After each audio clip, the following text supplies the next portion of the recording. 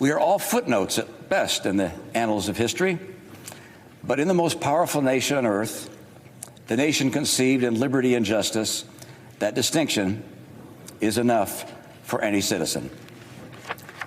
Thank you, Mr. President. I yield the floor. And with that the wrong. White House, Trump's kids, the Republican Party just began to snap back, lash out against Mitt Romney. The consequences started rolling in almost immediately. Mark Leibovich, you spoke to Mitt Romney right after he made up his mind. What did he tell you?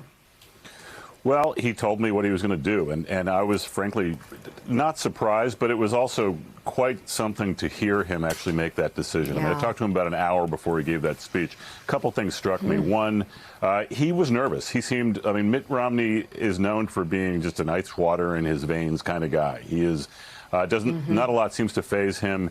He spoke very haltingly. He was clearly very emotional around this decision, hadn't slept much in a long time. And I think that was reflected in his speech itself. The other thing that struck me was just how deeply he had thought about this. I think people will be very cynical about this. I think that's sort of the nature of how people view politics these days. They'll see the agony as a bit performative. But I also think that just sitting there talking to him, there was a real sense, not so much of self-justification, but of a full awareness of what was in store for him, that there were going to be really severe political consequences for him, and that he was okay with it. He knew, and he even anticipated in that speech, that the president was going to come right after him. His allies are going to come right after him. He knows what kind of noise this is going to make, what kind of dust this is going to kick up, and yet he did it anyway. And I think he's prepared, I think, like he said, for the judgment of history, for the judgment of his faith.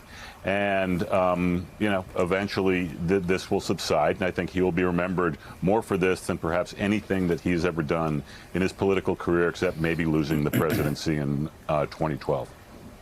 Yeah, you know, Mika, you and I have known Mitt and Ann for a long time. I've always had such great respect for him. One of the things, though, that I've always noticed about him, and it was our personalities are certainly different in many ways, but in one particular way, he's maddeningly cautious. And he, especially when it comes to politics, he takes, for the most part, the safe route, the calculated route. It is who he is, just like I'm the guy that jumps off a cliff and then says, I'll figure out how to make the parachute on the way down. But here's what's so fascinating about the times we live in. The other person who is maddeningly cautious regarding presidential runs through the years, Mike Bloomberg. Why? They're both data guys.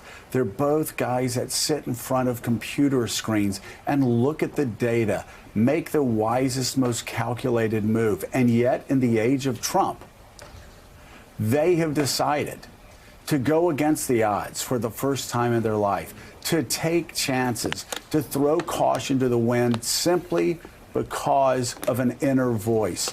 In Mitt's case, because of a higher calling, because of an oath to God.